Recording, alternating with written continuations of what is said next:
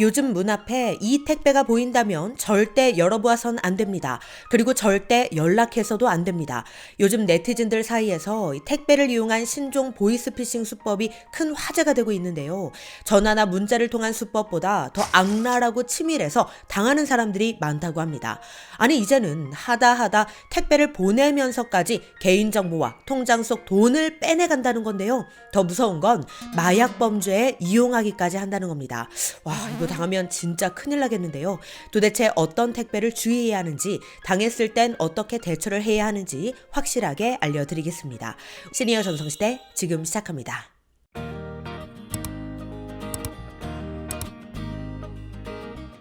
안녕하세요. 시니어를 위한 꼭 필요한 정보 시니어 전성시대입니다. 오늘 정보 말씀드리기 전에 한 가지 당부 말씀부터 드리고 시작하겠습니다. 오늘 정보는 많은 분들이 알고 계셔야 함께 예방하고 대비할 수 있는 것이니만큼 오늘 영상 주변 분들께 많은 공유 부탁드리겠습니다. 많은 분들이 알고 계셔야 절대 당하지 않을 수 있습니다. 자, 그럼 도대체 택배에 무슨 일이 벌어지고 있는 건지 지금부터 살펴보도록 하겠습니다. 많은 분들이 하루 일과 중 가장 기분 좋은 순간으로 꼽는 때가 바로 이 택배를 받는 순간이 아닐까 싶은데요. 택배가 오는 초인종 소리는 많은 사람들을 참 기분 좋게 하죠. 그런데 요즘엔 이 택배도 경계를 해야 하는 세상이 됐는데요. 이게 어떻게 된 일일까요? 얼마 전 한 온라인 커뮤니티에 올라온 A씨의 실제 사례를 통해 알려드리겠습니다. 그날도 어김없이 택배 도착 초인종 소리가 울렸는데요. 그러나 A씨는 이 택배가 반갑지 않았다고 합니다. 왜냐? A씨가 시킨 택배가 아니었기 때문이죠. 심지어 이렇게 주문하지도 않은 택배가 도착한 건 이번이 처음이 아니라고 하는데요. 이전에도 여러 차례 주문하지도 않은 택배가 도착해서 의아했던 적이 한두 번이 아니라고 합니다. 처음에는 누군가 주소를 잘못 적어서 보낸 단순 실수일 거라고 생각했는데요. 이게 한 번, 두 번 반복이 되다 보니 이거 뭔가 문제가 있다, 누군가 의도한 것 같다 라고 생각을 하게 된 것이죠. 그런데 도대체 누가 무엇 때문에 이런 택배를 보내는 걸까요? A씨는 그 이유도 알 수가 없고 심지어 본인 물건이 아니니까 뜯어볼 수도 없어서 안에 뭐가 들어있는 건지 알 수조차 없는 상황이라고 합니다. 이거 참 찝찝한데요. 나한테 잘못 온 택배를 함부로 뜯어봤다간 점유이탈물 횡령죄에 해당할 수도 있기 때문에 마음대로 뜯어볼 수도 없는 거죠. 그런데 만약 우리 시니어님들이 이런 상황이라면 어떻게 하실 건가요? 내가 주문하지도 않은 택배가 내 집 앞에 도착한다면 어떻게 하실 건가요?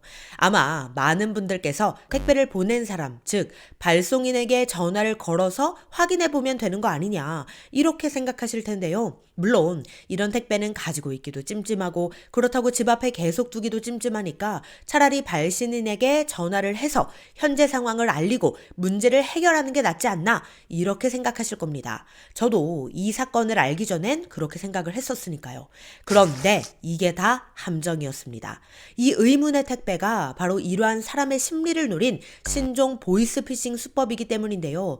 아니, 잘못 보내진 택배가 신종 보이스피싱 수법일 거라고 누가 상상이나 했을까요? 그런데 이게 바로 이러한 허점을 노리고 파고든 아주 악랄한 범죄 수법이라는 거죠. 보이스피싱범은 이러한 택배를 보내놓고 전화가 오기만을 기다리고 있다고 하는데요. 수령인이 택배 잘못 보내신 것 같은데요 하면서 발신인, 즉 보이스피싱범에게 직접 연락하기만을 기다린다는 겁니다. 즉 발신인 연락처가 보이스피싱범과 통하는 연락처였던 것이죠. 제 발로 보이스피싱범에게 전화를 하는 꼴이 되는 겁니다. 이렇게 전화를 하게 되면 보이스피싱범이 얻게 되는 게 있죠. 그건 바로 수령인의 개인정보인데요. 수령인이 여자인지 남자인지를 아는 것부터 시작해서 수령인의 전화번호, 집 주소 등과 같은 여러 개인정보를 손쉽게 얻어낼 수 있는데요. 심지어 목소리를 통해 대략적인 연령대까지 파악이 가능하다는 위험성이 있습니다.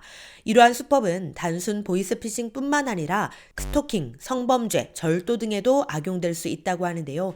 일단 주소만 알고 있는 상황에서 택배를 보낸 다음 수령인이 발신인 번호로 전화를 하게끔 유도해 수령인의 여러 개인정보를 탈취하는 악랄한 수법인 거죠.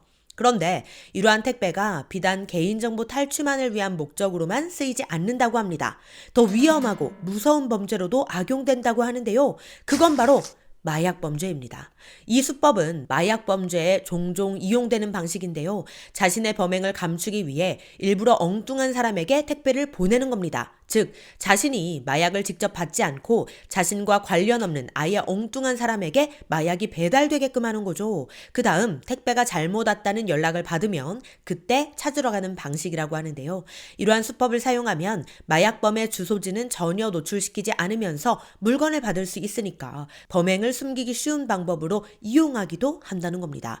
그래서 마약 등 거래가 금지된 품목을 전달하는 방식으로 택배를 이용한 이런 수법이 이용된다고 하는데요. 심지어 현금이나 신용카드도 이렇게 제3자를 거쳐서 받는 방식으로 악용되는데, 이러한 택배를 주인에게 돌려준다고 돌려줬다가 오히려 범죄에 휘말릴 위험성도 있다고 합니다. 왜냐? 보이스피싱 전달책으로 활용하는 경우도 있기 때문인데요. 나도 모르는 사이 범죄에 연루될 가능성이 있기 때문에 정말 조심해야 한다고 전문가들은 당부하고 있습니다. 그런데 지금 이런 생각 드실 겁니다. 이렇게 잘못 온 택배를 그냥 두고 있기도 찝찝하고 주인을 찾아준다고 전화를 하기도 찝찝하고 이러지도 못하고 저러지도 못하고 어쩌라는 거냐. 그런데 방법은 있었습니다. 그건 바로 택배 회사로 전화를 하는 건데요. 보낸 사람, 즉 발송인에게 전화를 하면 개인정보 유출이나 범죄에 노출될 위험이 있으니 보낸 사람 번호로 전화를 하지 말고 택배사로 직접 전화를 하라는 거죠. 그 다음 5배송 반품 신청을 하시면 됩니다. 택배사에 잘못 배송된 택배의 송장 번호를 알려준 다음 5배송 반품 신청을 하는 방법도 있다고 하니 이것 꼭 기억해 두셨다가 비슷한 상황이 닥쳤을 때 활용해 보시기 바랍니다. 네, 오늘은 택배를 이용한 신종 범죄 수법에 대해 알려드렸는데요. 요즘 범죄 수법이 나날이 진화하고 있어 참 걱정이 됩니다. 이럴 때일수록 중요한 건 해당 정보를 미리 알고 대비하는 것이겠죠. 주변 분들께도 오늘 영상 많이 공유해 주셔서 이런 범죄에 당하지 않도록 많이 알려주시길 바라겠습니다. 그럼 오늘도 편안한 하루 보내세요. 감사합니다.